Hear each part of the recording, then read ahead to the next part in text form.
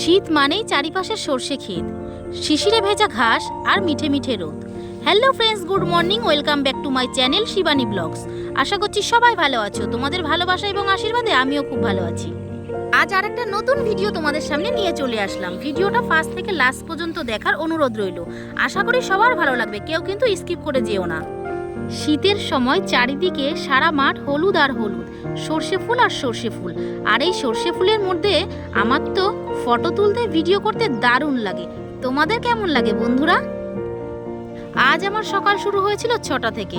সকালে ঘুম থেকে উঠেই আমাদের প্রথম কাজ থাকে রান্না করা। যারা আমার ভিডিও দেখো তারা তো জানোই, আর যারা জানো না তাদের জন্যই বলি বন্ধুরা, আমরা কিন্তু সকালবেলা উঠেই রান্না করি, কারণ আমাদের বাড়ি সবাই আর কি সকালবেলায় কাজে চলে যায়। আসলে শীতের মধ্যে উঠে রান্না করতে কিন্তু সত্যি খুব কষ্ট হয়, কিন্তু এগুলো তো রেগুলার ডিউটি, আমাদের সকালবেলা উঠে করতেই হবে। আজকে কি রান্না করছিল, এই দেখো, এগুলো ওলকপি, আর এখানে কিছুটা আলু আর কিছুটা ওলকপি কোচানো আছে, আর এদিকে বড় বড় করে আলু কেটে রেখেছে। এগুলো হচ্ছে মাছের ঝোলে যাবে। আর এদিকে চিংড়ি মাছটা কিন্তু ধুয়ে পরিষ্কার করে রাখা আছে, লবণ হলুদ এখনো মাখানো হয়নি। আর এগুলো হচ্ছে বাঁধাকপিতে দেবে বলে ছোট ছোট করে আলু কেটে রাখা আছে। আজ আমাদের বাড়িতে শুধু ওলকপি, ফুলকপি আর বাঁধাকপির রেসিপি হচ্ছে বন্ধুরা। তোমরা কি শীতের সময় এরকম ওলকপি, বাঁধাকপি, ফুলকপির রেসিপি প্রতিদিন খাও? আমরা কিন্তু খাই, আর বিশেষ করে আর কি আমার কিন্তু খুবই ফেভারিট। আনসিজনে কিন্তু সব কিছুই পাওয়া যায়, কিন্তু সিজনের জিনিস কিন্তু টেস্টই আলাদা। আর এদিকে দেখো, ধনেপাতা আর কি তরকারিতে দেবে বলে মা পরিষ্কার করে নিচ্ছে। আর ধনেপাতা কিন্তু যে কোনো তরকারির স্বাদ বাড়িয়ে দেয়। আমার কিন্তু যে কোনো তরকারিতেই ধনেপাতা বেশ ভালোই লাগে। তোমাদের কেমন লাগে? আর আজকের সকালটা কিন্তু বেশ কুয়াশা ভরা সকাল। চারিদিকে দেখছো কুয়াশা পড়েছে, আর কুয়াশা হলে হয়তো একটু হালকা পাতলা শীত কম থাকে, কিন্তু দেখো চারিপাশে কুয়াশা। আর আমাদের বাড়ির পাশে হচ্ছে মাঠ, প্রচণ্ড হাওয়া হয়, ঠান্ডা পড়ে আর ওই যে দেখছো কুয়াশা পড়েছে, ওই দিকটা কিন্তু বিল। আমাদের বাড়ির পেছন দিকটা হচ্ছে বিল, ওই জন্য প্রচণ্ড পরিমাণে হাওয়া বয়। শীতকালটা অনেকের হয়তো খুব ভালো লাগে, খুব পছন্দের একটা সময়। আমার একদমই পছন্দ নয়। শীতকালে সবাই বলে খাওয়া দাওয়া করে ঘুরে ফিরে শান্তি। আমার তো তাও মোটেই মনে হয় না যে খাওয়া দাওয়া করে ঘুরে ফিরে শান্তি। তো যাই হোক, সকাল সকাল ঘুম থেকে উঠেছি, আর চা খাবো না সেটা কি হয়? তো মা করে দিয়েছে চা। দেখো, আমাদের বাড়িতে কিন্তু ওইভাবে প্লেটে করে আমি কোনো সময় চা খাই না, আর কি খুব একটা ভালো লাগে না। আমি সিম্পলভাবে যেভাবে আর কি 5টা মানুষ খায়, আমারও সেভাবে খেতে পছন্দ। আমি সবসময় নর্মালভাবে থাকতে পছন্দ করি, তার জন্য যেটা ন্যাচারাল সেটাই আমি কিন্তু তুলে ধরার চেষ্টা করি সবার সামনে। তো যাই হোক, 1 কাপ চা নিয়ে আর এই যে বেকারি বিস্কুট নিয়ে বসে পড়েছি। এগুলো আমার মা বেশি পছন্দ করে, আমি খুব একটা খাই না, তবে আজকে কিন্তু আমি এই বিস্কুটটা খেয়েছিলাম। এইদিকে বাঁধাকপিটা লবণ দিয়ে সেদ্ধ করে ঝুড়িতে ঢেলে রেখেছে। আর এই যে চিংড়ি মাছটা দেখছো, এগুলো কিন্তু ফ্রিজে ছিল, খুবই ঠান্ডা ছিল, তার জন্য জলে ভিজিয়ে রেখেছে। আর আজকে কিন্তু এই যে মশলা ছাড়াই কিন্তু রান্না হবে বাঁধাকপিটা। অনেকে আদা জিরে লঙ্কা দিতে পছন্দ করে, আমাদের আর কি লঙ্কা চিরেই আজকে বাঁধাকপিটা রান্না হয়েছিল। আর এটা হচ্ছে ওলকপি দিয়ে আলু দিয়ে কুচিয়ে রেখেছিল, সেটা হচ্ছে ভাজা করেছে। এটা হচ্ছে রুটি দিয়ে খাবে দিদা। আর এইদিকে হচ্ছে ওলকপিটাও সিদ্ধ করে নিয়েছে। আমাদের বাড়িতে কিন্তু বেশিরভাগ সবজি সিদ্ধ করে রান্না করা হয়, কারণ আমার মা সুগার, তার জন্য বেশিরভাগ সবজি আর আলু কিন্তু সিদ্ধ করে নিয়ে রান্না করা হয়। আর এই যে তেলাপিয়া মাছগুলো দেখছো, এগুলো হচ্ছে ওলকপি দিয়ে রান্না হবে। আর আমি এইদিকে আটা মাখতে বসে পড়েছি। সকালবেলায় কিন্তু আমার রুটি খেতে বেশ লাগে, আমি আর দিদা বেশিরভাগ রুটিই খাই।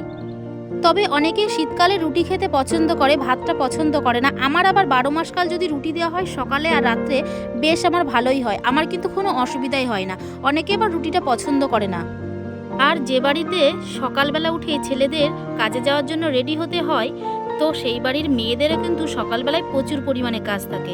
তবে আমরা 3 মাইপো মিলে করি, আমার দিদা, মা আর আমি। তবে খুব একটা কষ্ট হয় না, সবাই মিলে ভাগযোগ করে কাজ করলে তাড়াতাড়ি হয়ে যায় কাজগুলো। আর আমি কিন্তু আটাটা নর্মাল জল দিয়েই মাখছিলাম। অনেকে কিন্তু গরম জল করে মাখে, তবে গরম জল করে আটা মাখলে রুটিটা কিন্তু বেশ নরম হয়, অনেকক্ষণ ধরে নরম থাকে। কিন্তু আমি আজকে নর্মাল জল দিয়েই আটাটা মেখেছিলাম, আর মাঝে মাঝে কিন্তু আমি গরম জল দিয়েও আটা মাখি। তবে আজকে কিন্তু রুটিটা বেশ নরম এবং সফট হয়েছিল। আর আমাদের বাড়ি কিন্তু দেশি আটাটা বেশি পছন্দ করে সবাই, মিল আটাটা খুব একটা পছন্দ করে না। সেটা আমার ক্ষেত্রেও, আমি কিন্তু দেশি আটা পছন্দ করি, মিল আটা রুটি আর কি খেতে ভালোবাসি না। তবে ময়দা রুটিও কিন্তু বেশ লাগে খেতে, তবে গরম গরম অবস্থায়, ঠান্ডা হয়ে গেলে একদম ভালো লাগে না, আর টেনে তো ছেঁড়াই যায় না। তবে গোলা রুটিটা কিন্তু বেশ লাগে ময়দার, আমার কাছে তো খুবই ভালো লাগে। অনেকেই আছে আটার লুচি পছন্দ করে, আমার আবার আটার লুচি ভালো লাগে না, আমি ময়দার লুচিটাই পছন্দ করি। তবে আমাদের বাড়িতে লুচিটা খুব কমই খাওয়া হয়, কারণ বাড়িতে সবাই খুব একটা পছন্দ করে না, ভাইরা তো খুব একটা পছন্দই করে না। যদি খাওয়ার হয় আমি আর আমার মাই বেশিরভাগ খায়, তার জন্য আর কি খুব একটা বানানো হয় না। আর এদিকে তোমাদের সাথে গল্প করতে করতে আমার কিন্তু আটাটা মাখা হয়ে গেছে। আর আটাটা কিন্তু বেশ নরম করেই মেখেছিলাম, কারণ আটা মাখার পরেও কিন্তু অনেক সময় কোনো কোনো আটা শক্ত হয়ে ওঠে। রুটি বেলার সময় আর কি বেলে শেষ করা যায় না, তবে আজকে কিন্তু বেশ নরম করেই আটাটা মেখেছিলাম।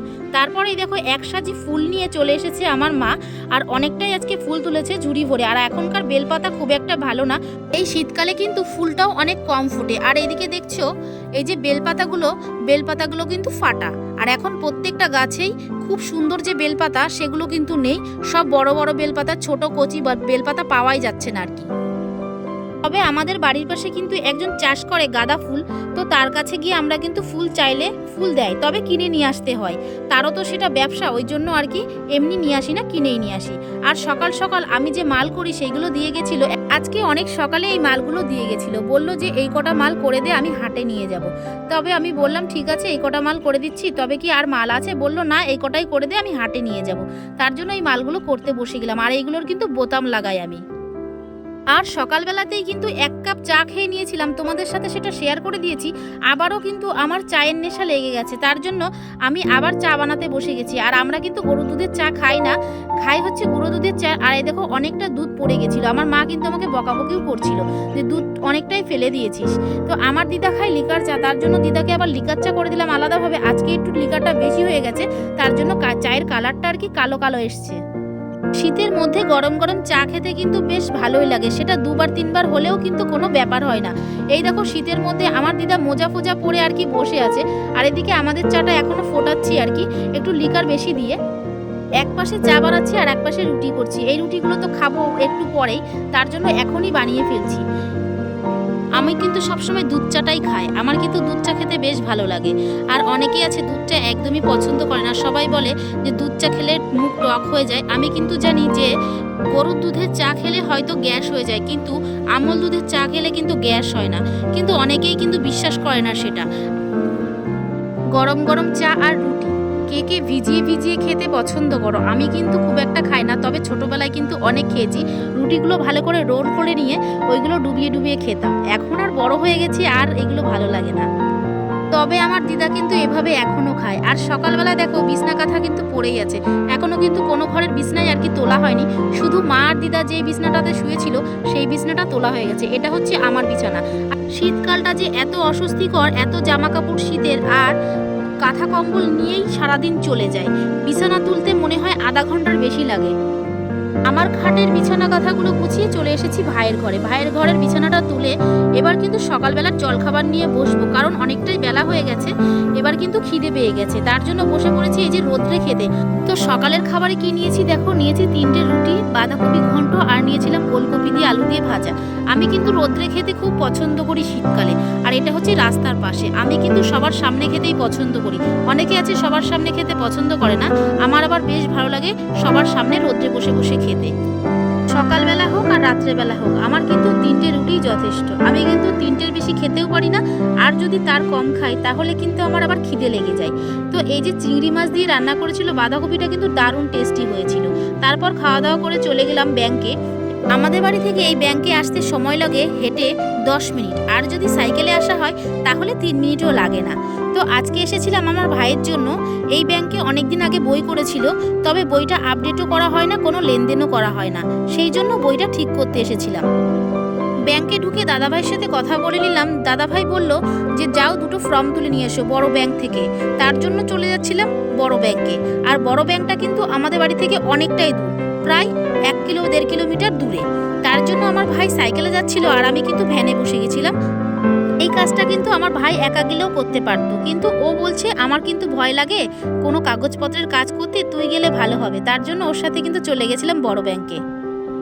ব্যাংকের ভিতর ঢুকে ফর্মগুলো তুলে নিয়ে এসে এখানে দেখলাম একজন দাদাভাই বেল নিয়ে বসেছে, এগুলো হচ্ছে কদবেল। তো দাদাভাইয়ের কাছে আমি কিন্তু সুন্দর দেখে একটা কদবেল নিয়ে মাখিয়ে নিলাম। শীতকালে অনেকে হয়তো কদবেল খেতে পছন্দ করে না, আমার কিন্তু শীত হোক গরম হোক কদবেল মাখা খেতে দারুণ লাগে।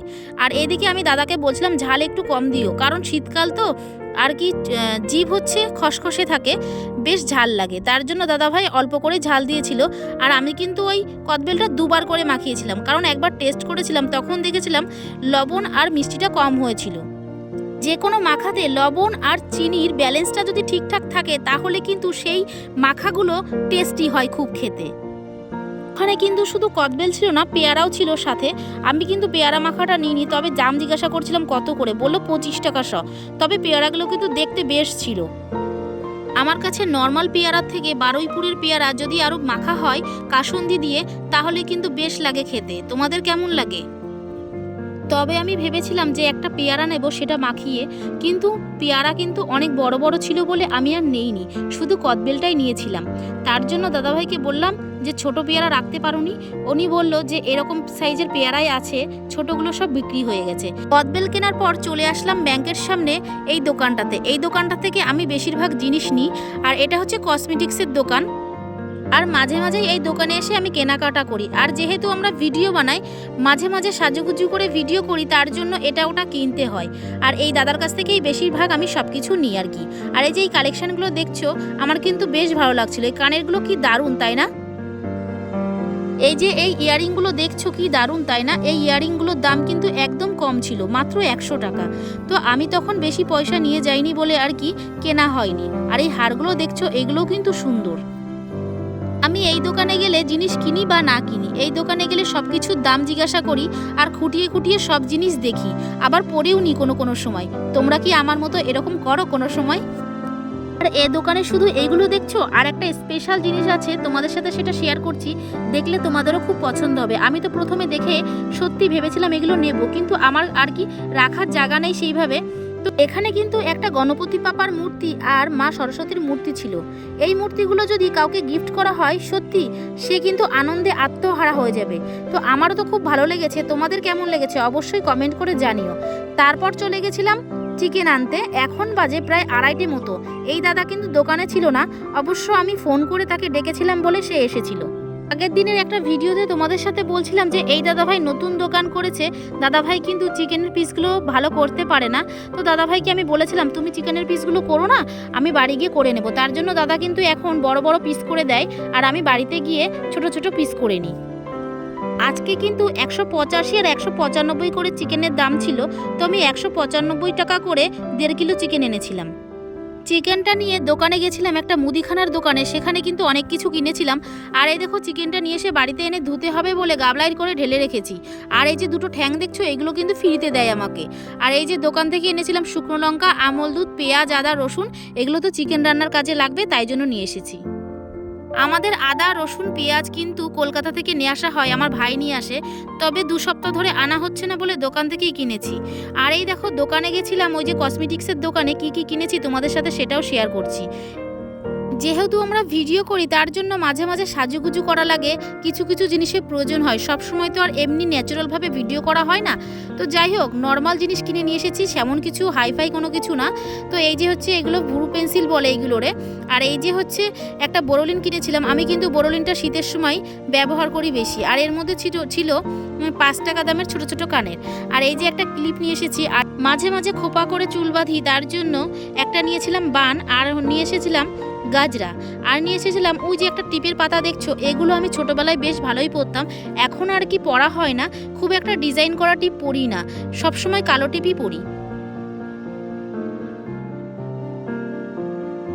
এখন কিন্তু ওই প্রায় বিকাল 4:30 মতো বাজে। তো খাওয়া দাওয়া করে চলে এসেছিলাম, আজকে একটু খেতে লেট হয়ে গেছিলো যেহেতু ওখানে কাজ করতে গেছিলাম, তোমরা তো পুরো ভিডিওটাই দেখলে। আর হচ্ছে এই যে নিয়ে এসেছিলাম কদবেল, সেই কদবেলটা ভাবলাম রোদ্রে বসে বসে খাবো, কিন্তু একটু রোদ ছিল না মাঠে, যেহেতু 4টে বাজলেই শীতকালে রোদ চলে যায়। তবে এই সময়টুকু আমার পিসির সাথে আমি কাটিয়েছিলাম, আর আমার পিসি কিন্তু আমাকে ক্যামেরা ধরে দিয়েছিল। আমি কিন্তু প্রত্যেকটা ভিডিওতেই বলি আমার ক্যামেরা ধরার মতো কেউ নেই, ফটো কিংবা ভিডিও এডিটিং করার মতো কেউ নেই, আর যা করতে হয় নিজেকেই করতে হয়, তার জন্য অনেক ভুল ত্রুটি হতে পারে, তাই সবাই ক্ষমা করে দিয়ে এই বোনটিকে আমাকে ভালোবাসা দিয়ে সবাই পাশে রেখো। আর আজকের এই ভিডিওটা তোমাদের কেমন লাগলো? যদি ভালো লেগে থাকে লাইক, কমেন্ট, শেয়ার করে পাশে থেকো। আর যারা আমার চ্যানেলে নতুন তাদেরকে বলবো চ্যানেলটিকে সাবস্ক্রাইব করে পাশে থেকো। দেখা হচ্ছে নেক্সট ভিডিওতে অন্য কোনো দিন, অন্য কোনো সময়, অন্য কোনো মুহূর্তে। সবাই ভালো থেকো, সুস্থ থেকো, টাটা।